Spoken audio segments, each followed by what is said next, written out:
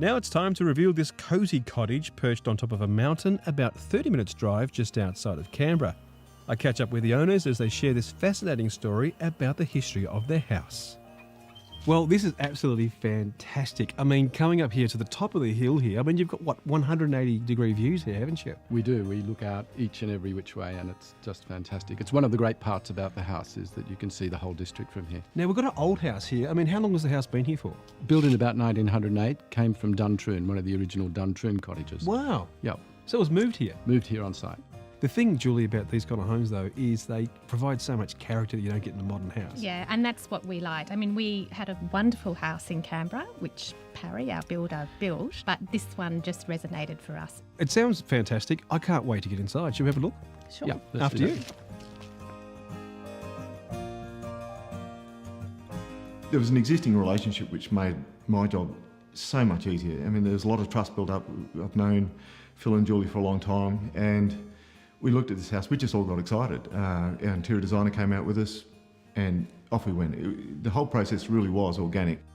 The house when we first walked in really showed its age. The person that had bought the place originally and brought it out here had pretty much run out of money, so he hadn't been able to do a great deal other than add on a wing to live in. The rest of the place was falling apart, so it was in its 100-year-old state.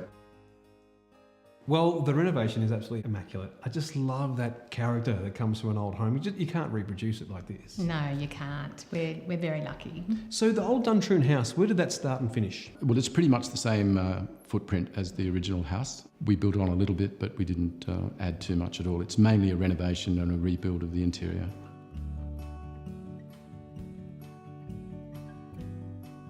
The original home was once contained just in this space. Later, the bedrooms were added. The veranda has been added to the back, which gives the home its Australian country character. Because this house is a really casual place, most people would enter straight into the dining room, which is behind us, which is coming up onto the original veranda.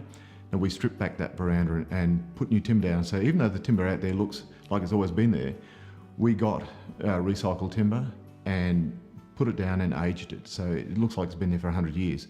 The house, when you come in the original entry, we come into the front room, which is a music room. It's probably the most modern room in the house. Carol, the interior designer we were working with from Enigma, really took on board that Phil had some bits of furniture which were a bit more modern. The piano, the TV, all that sort of element went into that room, and so it's a little different for the whole house. Feel very comfortable, but quite modern. Quite different to what Phil and Julie call the good room, which is very much the original lounge room of the original property.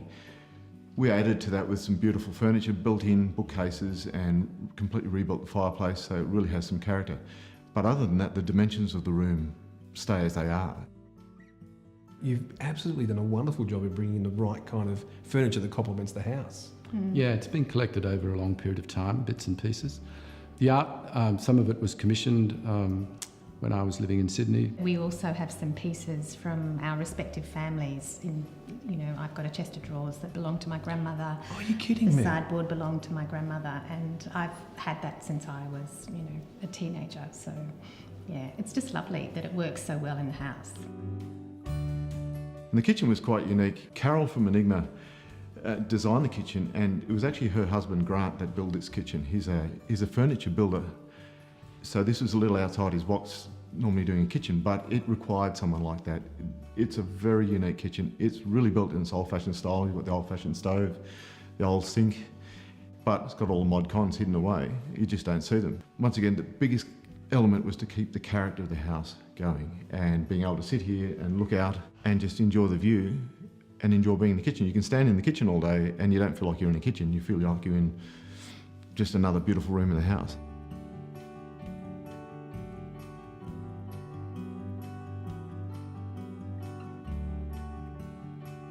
In a house like this, it's the garden that really does make the whole thing pop, doesn't it? I mean, It without that, I think it's a beautiful home, but that garden is just so beautiful.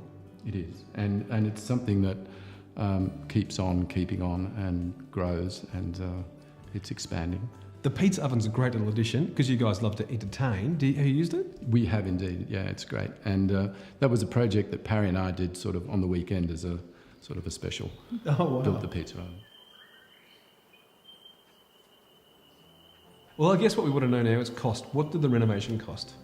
The interior renovation, about 600,000. Of course, the exterior and the landscaping has been a tad more, but we don't want to talk about that too much. And it's still going. It is. Okay. You guys have been amazing. Thank you so much, Phil. Had a great time. Thank you, Gary. And thank you so much. Thank you, it's a pleasure.